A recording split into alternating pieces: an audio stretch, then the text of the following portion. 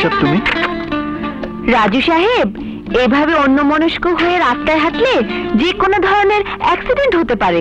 মানুষের জীবনে বেকারত্বটাও একটা অ্যাক্সিডেন্ট। তোমার সাথে আমার কথা আছে, গাড়িতে ওঠো, এসো।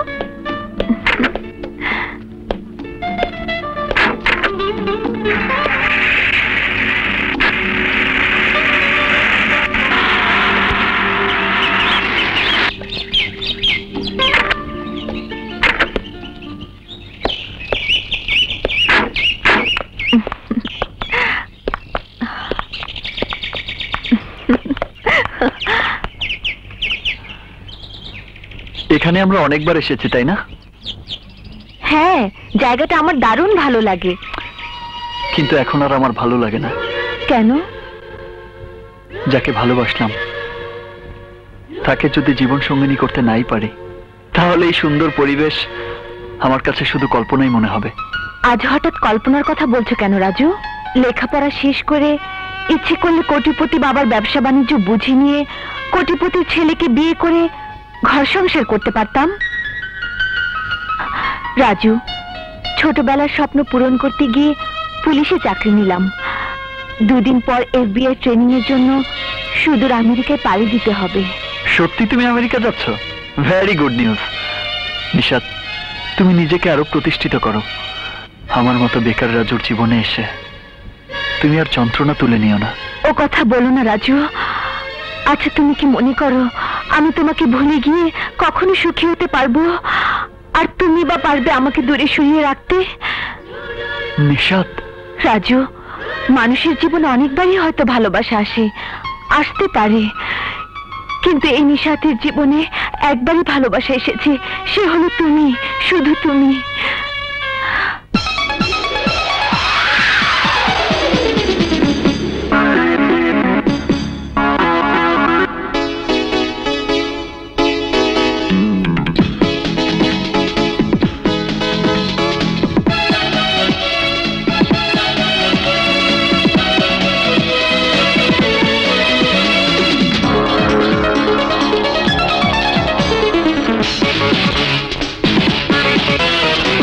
কিছু কথা মুখে বলা যায়, কিছু কিছু কথা না বলা ধরে যায়, বুঝে নিতে হয় চোখের ভাষায়। কিছু কিছু কথা মুখে বলা যায়, কিছু কিছু কথা না বলা রয়ে যায়, বুঝে নিতে হয় চোখেরই ভাষায়। প্রশ্ন করো আকাশকে, প্রশ্ন করো সাগরকে, কত ভালোবেসেছি তোমার।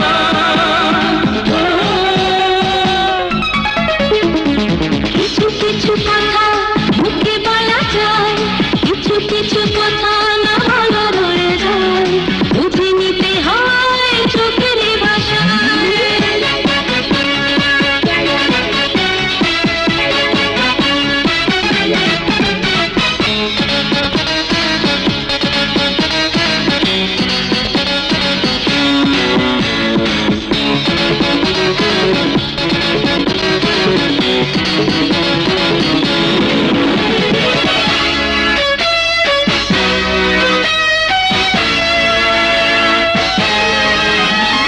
চোখেরই আড়াল নয় তো আড়াল, হৃদয়ে তুমি আছো চিরকাল। চোখেরই আড়াল নয় তো আড়াল, হৃদয়ে তুমি আছো চিরকাল। বন্ধু আমি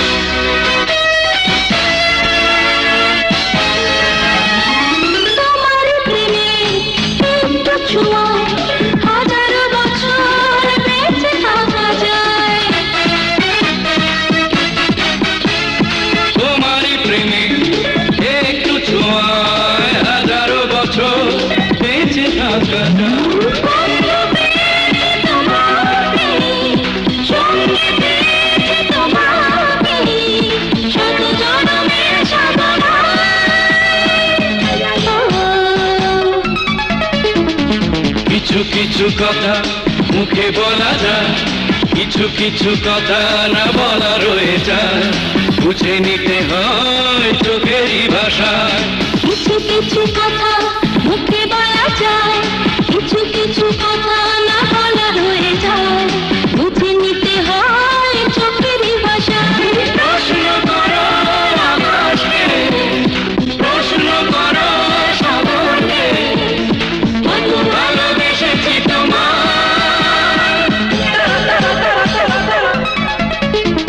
কিছু কিছু কথা মুখে বলা যায়, কিছু কিছু কথা না বলা রয়ে যায়, বুঝে নিতে হয় চোখেরই ভাষা। আমার লক্ষ্মী মা। মা, তুমি আর কত কষ্ট কর, তোমার এই বেকার ছেলে, তোমার এই বেকার বিশ্ববিদ্যালয়ের সব তোমার কোনো কাজে আসতে পারছে না। এ যে কত বড় কষ্টের, তোমাকে আমি করিস না বাবা, আমার বিশ্বাস আল্লাহ তোকে একটা ব্যবস্থা করে দেবেনি। ঈশাতা, আপনি কেমন? ভালো। এতদিন পর বুঝি মায়ের কথা মনে পড়লো, তাই না? মনে তো সবসময় পড়ে মা, কিন্তু বিভিন্ন কাজের ঝামেলায় সময় করে উঠতে পারি না। কি ব্যাপার মিস্টার রাজু, এত নীরব কেন? মানে আর বলো না মা, ছেলেটি আমার বড় হতাশায় ভুগছে। এত হতাশ হলে চলবে কেমন করে? আরে এসব বাদ দাও, কি জন্য এসেছো তাই বলো। আপু আর কি বলবে, আপু তো আমাদেরকে দেখতে এসেছে। তুই বড় বেশি কথা বলিস, দেখর পড়তে বস। এখন বলো কেন এসেছো? আমি এসেছি তোমাকে আমাদের বাসায় নিয়ে যেতে। ভাবি, শুধু ভাইয়াকে নিয়ে যাবে, আমাদেরকে নেবে না? ওর কথায় কিছু মনে করো না মা। তা হঠাৎ রাজুকে তোমাদের বাসায় নিয়ে যাবে মানে? আব্বু রাজুর সঙ্গে পরিচিত হবেন তাই। তোমার বড়লোক বাবা পরিচিত হবে আমার মতো বেকার ছেলের সাথে? আমি যাব না বাবা। যাবি না মানে? অবশ্যই যাবি। না মানে মা, তুই না গেলে নিশাত তার বাবার কাছে ছোট হয়ে যাবে। তাছাড়া ওর বাবা তো তোর বাবার মতোই। যাও, ওকে ধরে নিয়ে যাও। এসো। আরে কি করছো? এসো না। আচ্ছা যাচ্ছি। যাও ভাইয়া, হবু শ্বশুরের পায়ের ধুলো নিয়ে এসো।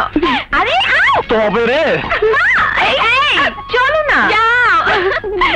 আব্বু এসো। রাজু, আব্বু তুমি যার সাথে পরিচিত হতে চেয়েছিলে, এই সেই রাজু। রাজু আমার আব্বু। আসসালামু আলাইকুম। ওয়ালাইকুম আসসালাম। মতি মিয়া, তুমি যাও। আচ্ছা হুজুর। নিশাত মামনি, তুমি আমাদের জন্য চা নাস্তার ব্যবস্থা করো, আমি ততক্ষণে রাজুর সঙ্গে আলাপ করি। ওকে আব্বু।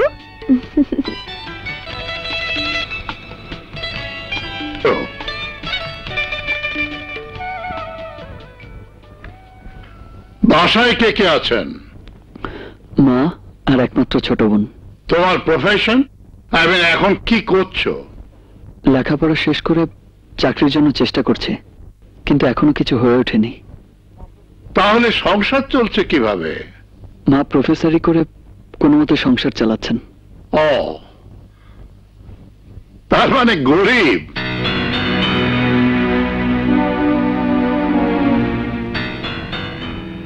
আচ্ছা, নিশাত যে তার কোটিপতি বাবার একমাত্র মেয়ে, তা নিশ্চয়ই তোমার জানা আছে।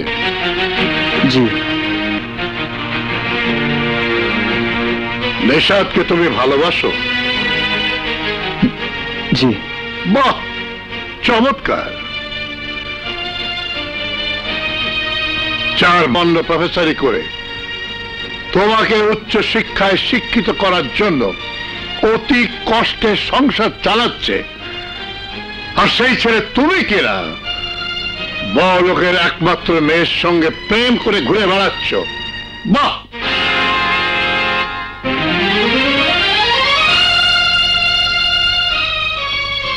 তোমাদের মতো ছেলেরা বেকারত্বের হাত থেকে মুক্তি পাওয়ার জন্য চাকরির সন্ধ্যা বড়লোক হওয়ার লোভে অর্থ সম্পদশালী মেয়েকে প্রেমের ফাঁদে ফেলে বড় হওয়ার স্বপ্ন দেখো। চৌধুরী সাহেব, আপনি ভুল বলছেন। আমি অর্থ প্রতিপত্তির লোভে আপনার মেয়েকে ভালোবাসিনি। আমি তোমাকে বখাবার পথ করে দিচ্ছি।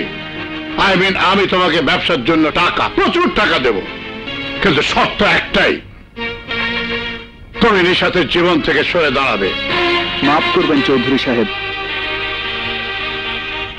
আপনি হয়তো টাকা দিয়ে গোটা দেশটাকেই কিনতে পারবেন, কিন্তু এই রাজুর ভালোবাসাকে আপনার সমস্ত শক্তির বিনিময়েও কিনতে পারবেন না। সাহেব, আমি আমার শিক্ষা থেকে এইটুকু জেনেছিলাম, যারা বংশীয়ভাবে সম্পদশালী তাদের মন নাকি হয় সমুদ্রের মতো বিশাল। আজ আপনার আচরণ আমার সেই ধারণাকে ভুলে পরিণত করেছে। যাবার আগে আমি আপনাকে নিশ্চয়তা দিয়ে যাচ্ছি, আমি আপনার মেয়ের জীবন থেকে দূরে সরে দাঁড়াবো।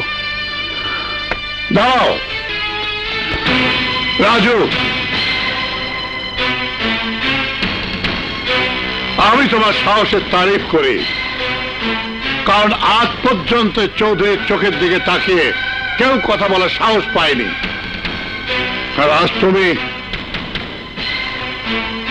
অনেকটা বলেছেন, আরো কিছু বলবেন?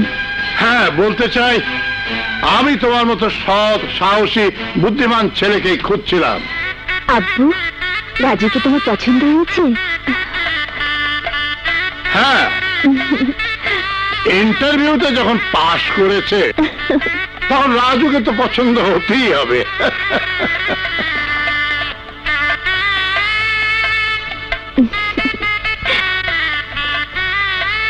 মতি মিয়া, হুজুর, রাজুকে আগামীকাল থেকে অফিসের কাজ বুঝিয়ে দিয়ে করিম বসকে একটু শান্তি দিতে চাই। কিন্তু আঙ্কেল, কোনো কিন্তু নয়, বাবার ব্যবসা বাণিজ্যের দায় দায়িত্ব তো ছেলেকেই বুঝে নিতে হয়। তাছাড়া নিশাদ দেশের বাইরে গেলে আমাকে কে দেখবে?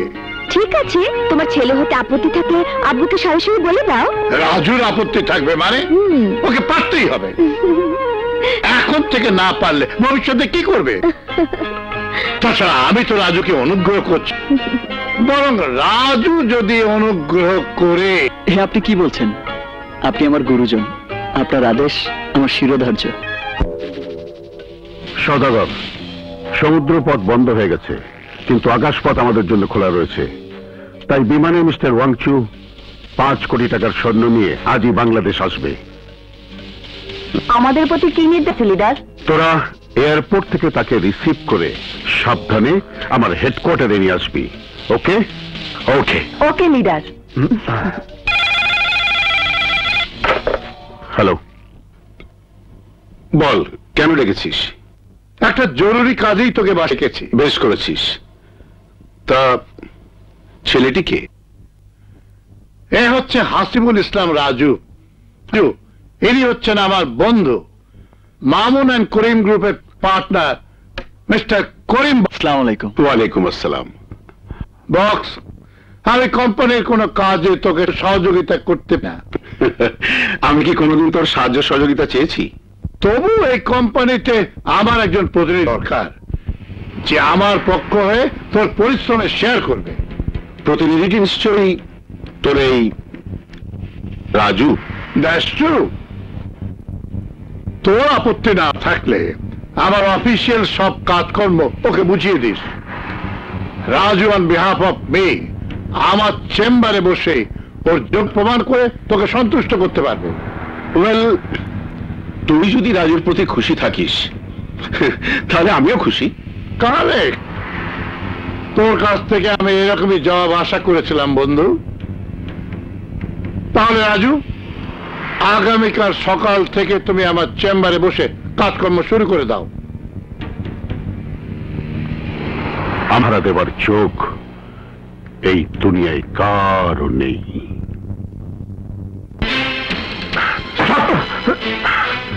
কি ব্যাপার, কি হয়েছে? কি হয়নি বলো? মামুন আজ আমাকে বন্ধুত্বের যোগ্য পুরস্কার দিয়েছে। ভাইজান আবার কি করেছেন? আরে, কোথাকার কোন রাস্তার ছেলে ধরে এনে আমার পাশে বসিয়েছে। ব্যবসার মূলধন চৌধুরী হতে পারে, কিন্তু অনেক পরিশ্রম করে ওই ব্যবসা প্রতিষ্ঠানকে আমি দাঁড় করিয়েছি। তাই বলে ও আমাকে অবিশ্বাস করবে, অপমান করবে? কে তোমাকে অপমান করেছে ড্যাড? কার তোমার স্পর্ধা? কে সে? জানি না কে সে, কি ওর পরিচয়। শুধু জেনেছি ও মামুন চৌধুরীর প্রিয়ভাজন রাজু ও মামুন অ্যান্ড করিম গ্রুপের নতুন প্রতিনিধি নিযুক্ত হয়েছে। তুমি অযথাই মাথা গরম করছো ড্যাড।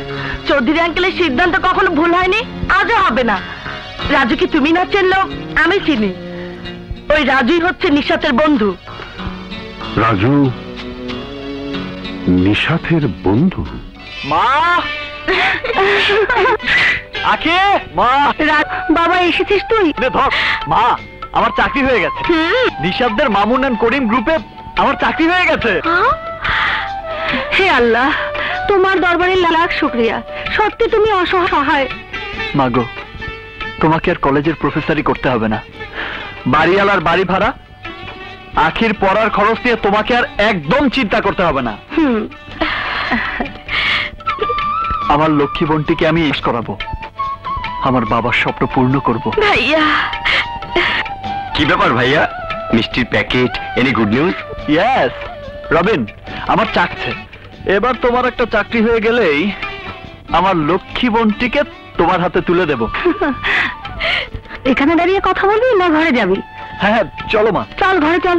চলো।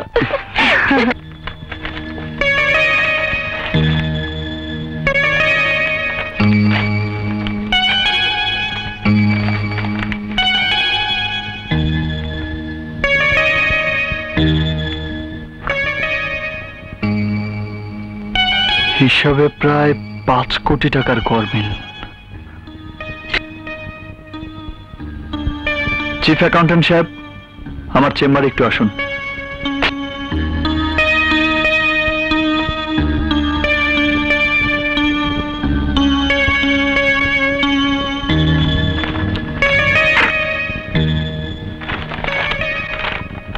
আসসালামু আলাইকুম স্যার। বসুন। এই দেখুন, বিভিন্ন সময় কোম্পানি ব্যাংক থেকে প্রায় 5 কোটি টাকা নগদ তুলেছে, কিন্তু টাকাগুলো কোন খাতে খরচ হয়েছে লেজার বুকে তার কোনো হিসাব নেই। স্যার, এই টাকা ব্যয়ের ব্যাপারে এমডি বক্স সাহেবই বলতে পারবেন। চিফ অ্যাকাউন্টেন্ট হয়ে আপনি বলতে পারছেন না? এই কোম্পানিতে চাকরি করছেন কেন? যান, এমডি সাহেবকে গিয়ে বলুন আমি 5 কোটি টাকার হিসাব চেয়েছি। Okay sir, thank you sir. What? সামান্য একটা কর্মচারী আসতে না আসতেই আমার কাছে টাকার হিসাব চেয়েছে? Yes sir. ঠিক আছে, আপনি যান, আমি দেখছি।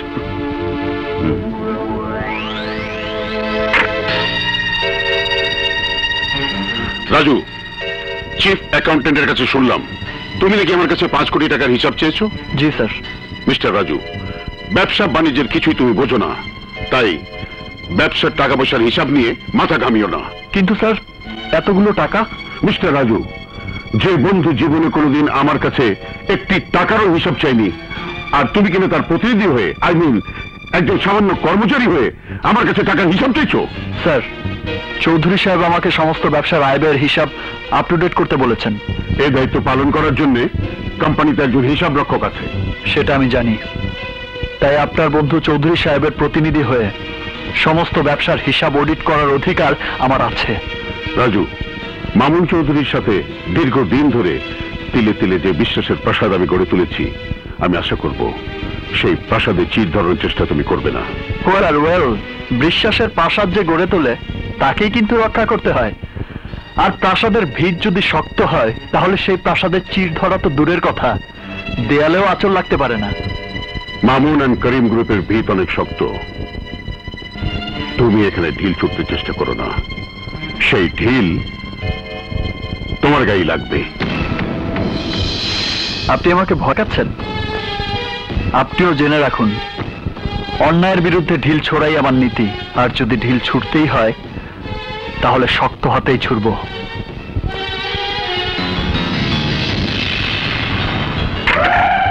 রাজু, রাজু, রাজু, রাজুকে যেভাবে হোক কন্ট্রোল করতেই হবে, নইলে এতদিন আমার সমস্ত আশা আকাঙ্ক্ষা ব্যবসা বাণিজ্য সব বন্ধ হয়ে যাবে।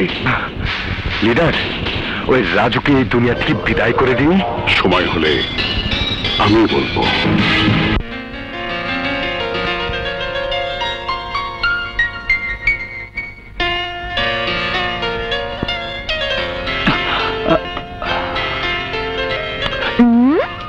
আশা তুমি?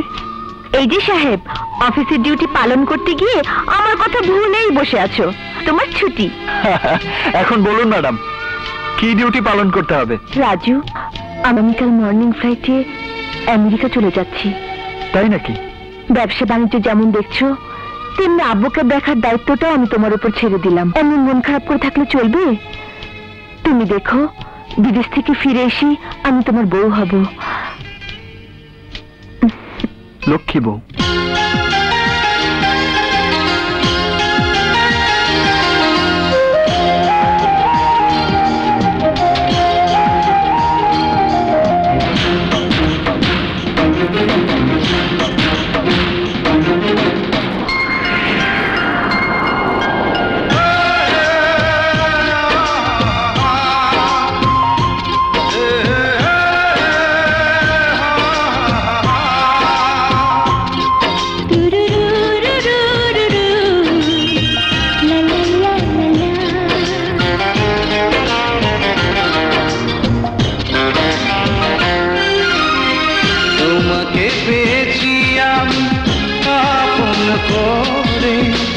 স্বর্গের সুখ যেন আমার ঘরে, এ যেন বিধাতার দান। ও জান রে আমার জান, ও জান রে আমার জান। তোমাকে পেয়েছি আমি আপন করে, স্বর্গের সুখ যেন আমার ঘরে, এ যেন বিধাতার দান। ও জান রে আমার জান, ও জান রে আমার জান।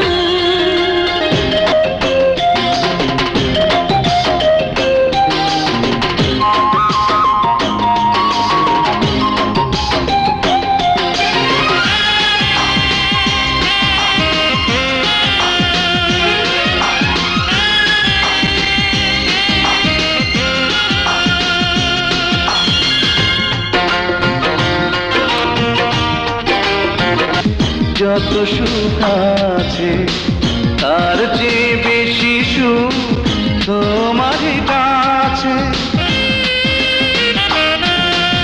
এই পৃথিবীতে যত সুখ আছে তার চেয়ে বেশি সুখ তোমার কাছে। প্রাণের বাঁধনে তুমি কেমনি করে বেঁধে রেখো এই প্রাণ।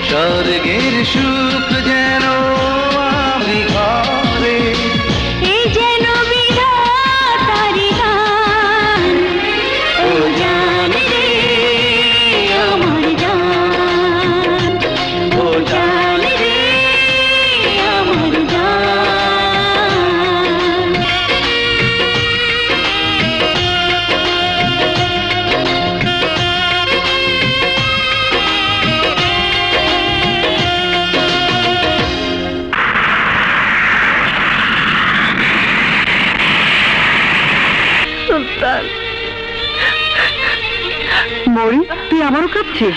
মা, আমার আর কান্না ছাড়া কি আছে বলো? বলি, সুলতানের জন্য কেঁদে কেঁদে নিজের জীবনটাকে নষ্ট করবি? মা গো, সুলতান তো এখন পুলিশ ইন্সপেক্টর, ওর হাতে আমাকে তুলে দিতে তোমাদের আপত্তি কোথায়? মরি, সামান্য একটা পুলিশের চাকরি করে ও তোমাকে পাবার যোগ্যতা রাখে না। তুমি হয়তো ভুলে গেছো মৌরি, কোন সোসাইটিতে তুমি মানুষ হয়েছ। তোমার ড্যাডি এসব কথা শুনলে তোমাদের দুজনকে জ্যান্ত কবর দেবে। তবুও তোমার বাবা তার সম্মানে আঘাত হানতে দেবে না। মা, নিশা তো পুলিশে চাকরি করে। হ্যাঁ করে, সেটা শখের বসে, জীবন বাঁচাবার জন্য নয়। কারণ নিশাত কোটিপতি বাবার একমাত্র মেয়ে, তার পারিবারিক মর্যাদা কত সে কথাটা একবার দেখো।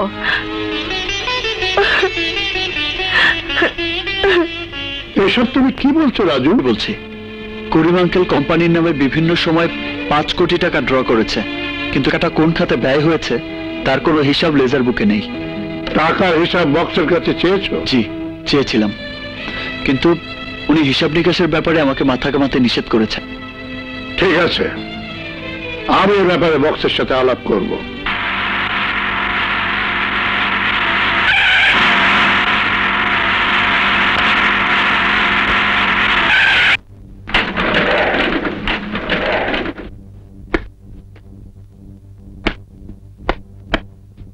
বল, কি এমন কথা যার জন্য আমাকে এখানে আসতে হলো?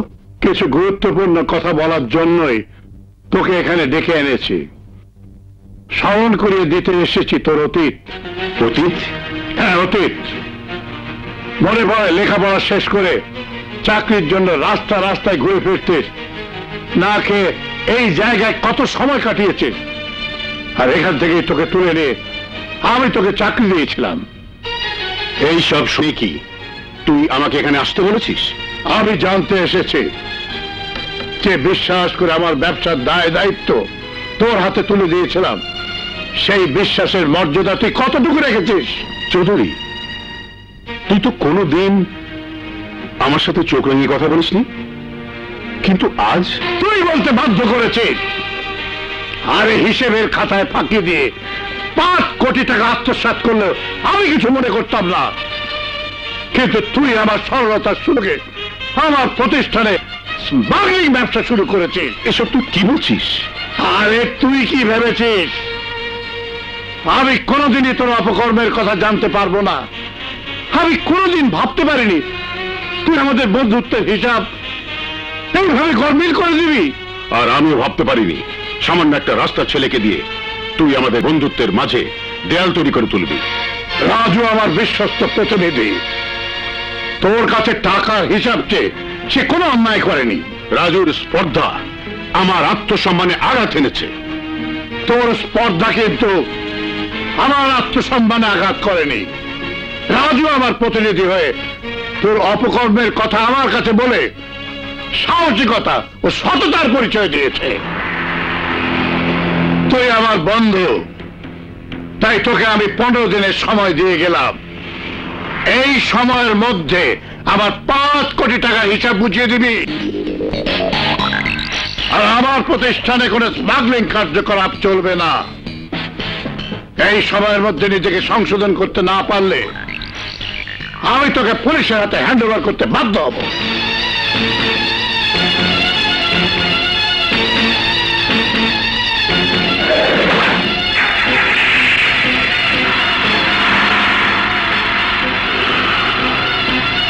চৌধুরী, তোমার বুকে যে আগুন জ্বালিয়ে দিয়েছিস সেই আগুনে তোকে আমি জ্বালিয়ে পুড়িয়ে ছারখার করে দেবো।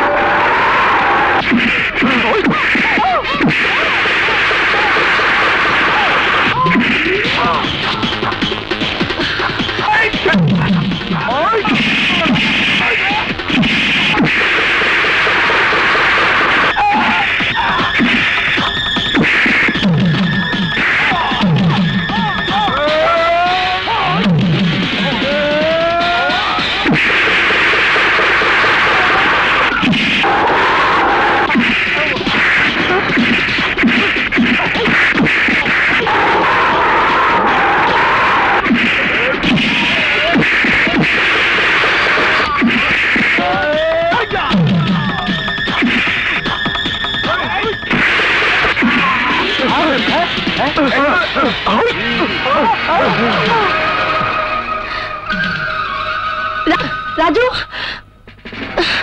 ওরা কারা আর কেন তোমার উপরে আক্রমণ করেছিল? আমারও তো একই প্রশ্ন, ওরা কারা? সদাগর, দুর্বল বাহিনী নিধ করা যায় না। ভালোই করেছিস, ওই সব হারামখোরের বাচ্চারা এখন আমার সামনে থাকলে খুন হয়ে যেত। তোরা রাজুকে খুন করতে ব্যর্থ হয়েছিস, তাই এবার আমি নিজেই ফাইনাল খেলা খেলবো।